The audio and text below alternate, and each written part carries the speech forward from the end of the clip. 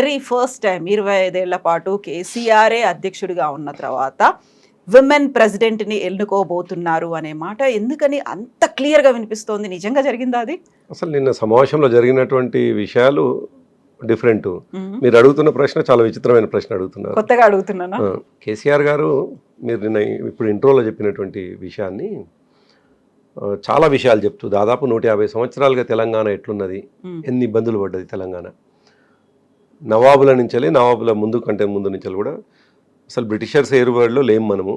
Before that ఎట్లుంటి మనము, ఆ తర్వాత సాయుధ పోరాటము, ఆ తర్వాత తెలంగాణ మెర్జర్ తర్వాత తెలంగాణ రాష్ట్రం కోసం పోరాటము, ఆ తర్వాత కాంగ్రెస్ పార్టీకి సంబంధించినటువంటి పెద్ద నాయకులు తెలంగాణ ఎప్పుడు తెలంగాణ అన్నా కానీ వాళ్ళు వ్యతిరేకిస్తూ ఉండడము, తెలంగాణ సమాజం అంతా కూడా తెలంగాణ కోరుకున్నా కానీ రాజకీయ నాయకులు అనుకూలంగా ఉండకపోవటము, ఇవన్నీ విషయాలు అనేక విషయాలు చెప్తూ ఏ పరిస్థితిలో మనం తెలంగాణ అంశాన్ని తీసుకొని ముందుకు పోయినాము అని ఉన్న వాళ్ళం చాలామంది ఉన్నాం కదా అందులో, ఆనాడు ప్రారంభమైనటువంటి సందర్భంలో ఉన్నవాళ్ళం.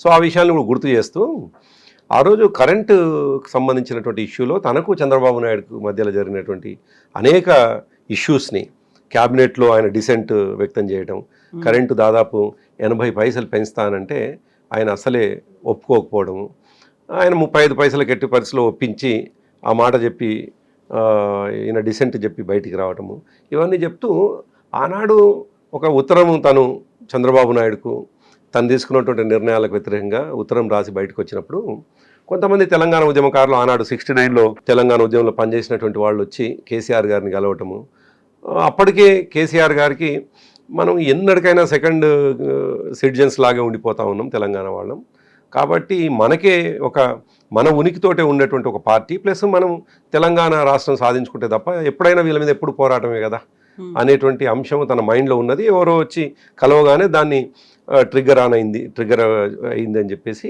తను అన్ని విషయాలు చెప్పుకుంటూ ఎందుకు తెలంగాణ ఉద్యమాన్ని మనం ప్రారంభించుకున్నాము, ఎట్లా మళ్ళీ అచీవ్ చేసుకున్నాము అనే విషయాలు అన్నీ చెప్పుకుంటూ వచ్చినారు. వస్తున్నటువంటి క్రమంలో అసలు తెలంగాణ ఎందుకు తెచ్చుకున్నాం? ఏదో ఒక పార్టీ అధికారంలోకి రావడం కోసమో, ఎవరో ముఖ్యమంత్రి కావడం కోసమో, కొందరు మంత్రులు కావడం కోసమో కాదు కదా మనం తెచ్చుకుంది. తెలంగాణ సామాజిక పరిస్థితులని మార్చడం కోసం, ఆర్థిక పరిస్థితులు మార్చడం కోసం, అన్ని స్థితిగతులు మెరుగుపడాలనే ఉద్దేశంతో కదా తెచ్చుకున్నది. సరే, తెచ్చుకున్నటువంటి తెలంగాణలో 10 సంవత్సరాలు మనం అధికారంలో ఉన్నాం, అధికారం కట్టబెట్టినారు. సరే, కొన్ని ప్రత్యేకమైనటువంటి పరిస్థితులలో వాళ్ళు ఎక్కువ ఇంకా హామీలు ఇవ్వటం, ప్రజలు కూడా దానికి కొంత ఇన్ఫ్లుయెన్స్ కావడంతో గెలిచి ఉండవచ్చు. సో ఒక ఓటమి జరగగానే మనం పార్టీ కుంగిపోయే విధంగా 2 సార్లు గెలవగానే మరి పొంగిపోయేటటువంటి వాళ్ళం కాదు కదా. అందులో మన లక్ష్యం రేపు మళ్ళీ 100% గెలుస్తాం, దాంట్లో అనుమానం ఏం లేదు. 100% పార్టీలో నిజానికి నేను కూడా గతంలో మీతో చెప్పినాను, బీఫామ్ తీసుకున్న ప్రతి ఒక్కరు గెలుస్తారు అనేటువంటి పరిస్థితి వాళ్ళ ఉంది గ్రామాల్లోని. సేమ్ అదే మాట ఆయనకు ఉన్నటువంటి ఫీడ్బ్యాక్ ఇదంతా కూడా తప్పకుండా మళ్ళీ మనం గెలుస్తాం. గెలవడం ఇంపార్టెంట్ కాదు, మీరు గెలవడం మీద దృష్టి కాదు, గెలిచిన తర్వాత అసలు మన లక్ష్యం ఏంది, తెలంగాణను ఎట్లుంచాలి. ఇవాళ దేశంలోనే పర్ క్యాపిటల్ ఇన్కమ్ చాలా అద్భుతంగా ఉన్నటువంటి రాష్ట్రం ఏంది అని అంటే తెలంగాణ వచ్చే నాటికి 1,00,000 లోపు పర్ క్యాపిటల్ ఇన్కమ్ ఉండేటుంది. ఇవాళ 3,54,000 రూపాయల పర్ క్యాపిటల్ ఇన్కమ్తో ముందుకు పోతున్నటువంటి పరిస్థితి ఎందుకు వచ్చింది? దీన్ని ముందుకు తీసుకుపోవాలి తప్ప మనం ఓటం ఇది కాదు. మనం గెలవటం డెఫినెట్గా జరుగుతుంది అనే విషయాలు చాలా చెప్పుకుంటూ దాదాపు ఆయన 1.5 అవర్ 145 మినిట్స్ మనం ఎందుకు తెలంగాణ సమాజాన్ని చైతన్యం చేసినాం, తెలంగాణ ఎందుకు తెచ్చుకున్న తెలంగాణలో ఏం జరిగింది, భవిష్యత్తులో ఏం జరగాలి, ఇది ఆ క్రమంలో మరి పార్టీగా ఉండాలి కదా. మనం పార్టీగా ఉన్నటువంటి సందర్భంలో మనం చాలా కాలంగా మనం ప్రభుత్వంలో ఉన్నప్పుడు అంత యాక్టివ్గా మన వింగ్స్ లేకున్నాయి. నిజంగా కూడా ఏ అధికార పార్టీ వింగ్స్ కూడా సరిగ్గా పనిచేయవు, అంటే అనుబంధ సంఘాలు. ప్రతిపక్షంలో ఉన్నప్పుడు యాక్టివ్గా ఉంటాయి. నేను కూడా యువజన విభాగానికి రాష్ట్ర అధ్యక్షుడిగా దాదాపు 7 సంవత్సరాలు పనిచేసినాను. ఎవ్రీడే వార్తల్లో ఉండేవాళ్ళం, ఎవ్రీడే ఏదో కార్యక్రమం చేసేవాళ్ళం. అధికారంలో ఉన్నప్పుడు ఎవరి మీద పోరాటం చేస్తే ఈ అనుబంధ సంఘాలు? నిజానికి 10 సంవత్సరాలు అధికారంలో ఉన్నప్పుడు ఎవరి కోసం వీలైతే ప్రభుత్వానికి సంబంధించినటువంటి పథకాలనే ప్రచారం చేయాలి. అది చేయడానికి మంత్రులు ఉన్నారు, ఎమ్మెల్యేలు ఉన్నారు, ఎమ్మెల్సీలు ఉన్నారు, అనేక మంది ఉన్నారు. సో అట్లా మొన్నటిదాకా కొద్దిగా అంత యాక్టివ్గా లేనటువంటివి ఇప్పుడు యాక్టివ్ చేయాల్సినటువంటి అవసరం ఉంది. కాబట్టి అన్ని అనుబంధ విభాగాలు, ముఖ్యంగా విద్యార్థి విభాగం యాక్టివ్గా పనిచేయాల్సినటువంటి అవసరం ఉంది. ఇప్పుడు పనిచేస్తున్నటువంటి అధ్యక్షుడితో పాటు రేపు ఇంకో కొత్త అధ్యక్షుడు వచ్చినా మీరందరూ కూడా కోఆర్డినేట్ చేసుకొని యూనివర్సిటీస్ని సెంట్రిక్గా చేసుకొని పనిచేయాలి. అదేవిధంగా మహిళలు కూడా ఈ సమావేశంలో చాలామంది ఉన్నారు. మహిళా వింగ్ని కూడా మనం స్ట్రెంత్ చేయాల్సుకోవాల్సిన అవసరం ఉంది. ఇదే కాకుండా యువజన విభాగం కూడా చాలా క్రియాశీలకమైనటువంటి పాత్ర వహిస్తుంది. ఎందుకంటే ఆ మాట ఎందుకు స్పెసిఫిక్గా చెప్పినారంటే ఆయన తెలంగాణ ఉద్యమం ప్రారంభమైన నాడు పుట్టినటువంటి పిల్లలు ఇవాళ దాదాపు 25 సంవత్సరాలకు వచ్చినారు.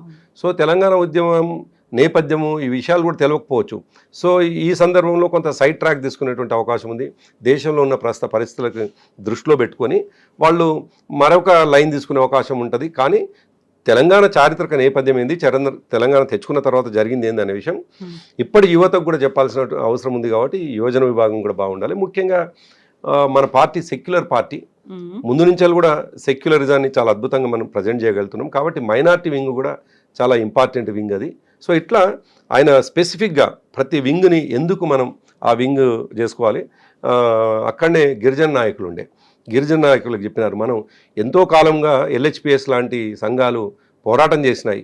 ఏ ఒక్క రోజు కూడా ఆనాటి ప్రభుత్వాలు ముందుకు రాకపోగా తండాలని గ్రామ పంచాయతీలు చేయలేదు. మనం అధికారంలోకి రాగానే తండాలను గ్రామ పంచాయతీలు చేసినాం.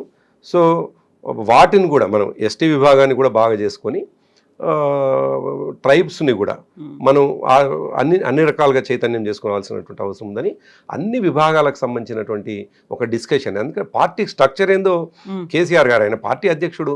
సో పార్టీ స్ట్రక్చర్ బేసిక్గా ఆయన చెప్పినటువంటిది మన రాష్ట్ర కమిటీ వేసుకోవాలి, జిల్లా కమిటీలను వేసుకోవాలి. జిల్లా కమిటీలతో పాటు నియోజకవర్గాల్లో ఉన్న ఇన్ఛార్జీలు కూడా చాలా యాక్టివ్గా పనిచేయాల్సినటువంటి అవసరం ఉంది. వీరికి తోడు మనం ఈ వింగ్స్ అన్నీ కూడా ఈ అనుబంధ సంఘాలన్నీ వేసుకుంటూ మనం అంతకంటే ముందు సభ్యత్వ నమోదు కార్యక్రమం మొదలు పెట్టుకుందాము. సో ఇట్లా కొనసాగింది సమావేశం అంతా కూడా. ఎందుకో చాలా విచిత్రంగా మీరు ప్రశ్న అడిగినట్టుగా అంతకంటే ముందు కూడా నేను నిన్న సమావేశం తర్వాత ఇంటికి పోయి చూస్తే చాలా సమావేశంలో అస్సలే ప్రస్తావనకు రాని అనేక విషయాల్ని చర్చిస్తూ ఉన్నారు. అనేక విషయాల్ని కొంతమంది సీనియర్ జర్నలిస్టు కూడా టకా వాళ్ళకి ఇష్టం వచ్చిన రీతిలో కొత్తగా నెరేటివ్ క్రియేట్ చేస్తూ ఉన్నారు. కొత్త క్రియేషన్ కనిపిస్తూ ఉంది. సో ఆశ్చర్యం అనిపించింది. దానివల్ల కొన్నిసార్లు ఏం జరుగుతుంది కవిత, కొన్ని క్రెడిబిలిటీ ఉన్నటువంటి ఛానల్స్ ఇష్టం వచ్చిన విషయాల్ని ప్రపంచానికి చూపించాలనే ప్రయత్నం చేసే అడావుడిలో ఆ క్రెడిబిలిటీ కోల్పోతాయి. అసలు సరే సమావేశంలో ఉన్నటువంటి వాళ్లకు క్లారిటీ ఉంది, బయటకు వచ్చిన తర్వాత వాళ్ళ క్యాడర్కి కూడా చెప్తారు కదా జరిగింది ఏందో. కానీ ప్రసారం జరుగుతున్నటువంటిది వేరే అయితే సహజంగా క్రెడిబిలిటీ ఉండాల్సినటువంటి ఛానల్స్ క్రెడిబిలిటీ కోల్పోతాయి. మీడియా సంస్థల వాళ్ళు ముఖ్యంగా చేయాల్సింది ఏంటంటే, కొన్ని సంస్థలు ఇప్పటికీ చూస్తాం మనం, దాదాపు కొన్ని సంవత్సరాలుగా ఉన్నటువంటి వాళ్ళు ఏ వార్త ప్రసారం చేసినా తప్పకుండా క్రెడిబిలిటీ వార్తను మాత్రమే ప్రసారం చేసినటువంటి సందర్భాన్ని చూసినాం. కొందరేమో ఇష్టం వచ్చిన, అందుకే తొందరగా వాళ్ళు మాయమైపోతున్నటువంటి సందర్భాన్ని కూడా నాకు అనిపిస్తుంది. అందుకే మీడియా రంగం చాలా ముఖ్యమైనటువంటిది. ఇవాళ ఒక అంశాన్ని, ఒక రూమ్లో జరిగినటువంటి అంశాన్ని లక్షల మందికి, కోట్ల మందికి చూపించేటువంటి అవకాశం ఉన్నటువంటి, ప్రసారం చేసేటువంటి అవకాశం ఉన్నటువంటి మీడియా సంస్థలు వాళ్ళకి ఇష్టం వచ్చిన రీతిలో దాన్ని ఏమంటారు నేరేటివ్, కొత్తగా నేరేటివ్ క్రియేట్ చేసి పంపిస్తే ఏం లాభం అవుతుంది? దాంతో ఏమన్నా నిజంగానే ఒకవేళ వాళ్ళ వార్త క్రెడిబిలిటీ ఉన్నటువంటి వార్త అయితే రేపు తెలిసిపోతుంది కదా అవునా కాదనేది. అప్పుడేమవుతుంది, అరే ఇంత అబద్ధపు ప్రసారం చేసిన. మేబీ అలాంటి మార్పులు రావాలని కోరుకుంటున్నారేమో, శ్రేయభిలాషులుగా ఆశిస్తున్నారేమో ఇలాంటి మార్పులు. అంటే ఎవరి అన్న విషెస్ వేరు, సొంతంగా ఎవరి విషెస్ వాళ్ళకుంటే విష్ ఉంటుంది, నేను తప్పు పట్టను. కానీ దాన్ని ఇండివిజువల్గా వాళ్ళ సోషల్ మీడియాలో ప్రమోట్ చేసుకోవడం ఒకటైతే దాన్ని నేను తప్పు పట్టను. ఎవరిష్టం వాళ్ళకి. నేను ప్రధానమంత్రిని కావాలని ఆయన కోరుకుంటాడు, దాన్ని తప్పు పడతామా? మీరు ఒక న్యూస్ ఛానల్కి ఓనర్ కావాలని మీరు కోరుకుంటారు, ఎందుకు తప్పడతాం? నా విషయం ఏదో ఉంటుంది, నేను ఫలాంది కావాలని. నా వ్యక్తిగతమైన విషయాన్ని, ఎవరైనా వ్యక్తిగతమైన విషయాన్ని ఇంకొకరి మీద ఇంపోజ్ చేస్తూ నష్టం చేస్తే తప్పు అవుతుంది. కానీ ఒకరిని గొప్పగా కావాలి, ఎవరు ఇట్లుండాలని కోరుకుంటే నేను తప్పు పట్టను నేను దాన్ని. కానీ నేను అన్నది ప్రసార మాధ్యమాల కోసం మాత్రం మాట్లాడుతున్నాను, ఇండివిజువల్ కోసం మాట్లాడట్లేదు. ప్రసార మాధ్యమాల్లో భాగంగా ముఖ్యంగా ఎవరైతే ఛానల్స్ పెట్టుకున్నారో, ఎవరైతే ఛానల్స్ నడుపుతున్నారో వాళ్లకు అథెంటిక్ న్యూస్గా కనిపించాలి. అది రేపు అది ఇంప్లిమెంట్ చేసిండ్రు నిజమే, కానీ మనం చాలా సందర్భాల్లో చూస్తాం 20-25 సంవత్సరాలుగా ఏదన్నా వార్త ఏదైనా పత్రికలో వస్తే అది కొంతకాలానికి నిజమైతే మేము చెప్పిందే నిజమైంది అని పత్రికల్లో మళ్ళీ మాకు చేసుకుంటారు. పక్కా సోర్స్ ఉంది, మా క్రెడిబిలిటీ ఇది ఇది చూడండి అని అని ప్రచారం మేము చేయొచ్చు. చెప్పిందే నిజమైంది అని. Yeah. సో అటువంటి సందర్భం రావాలి కదా వీళ్ళకి. అట్లా ఏమి లేకుండా అసలు నిప్పు లేకునే పొగ వచ్చే పద్ధతి చేసి చాలా సందర్భాల్లో మనం ఊహాచ ఉంటుంది, నిప్పు లేకుండా పొగ రాదు కదా అని. అసలు నిప్పే లేకుండా పొగ వచ్చేటువంటి వార్తల్ని ప్రసారం చేస్తే ఏం లాభం అయితే దాంతో?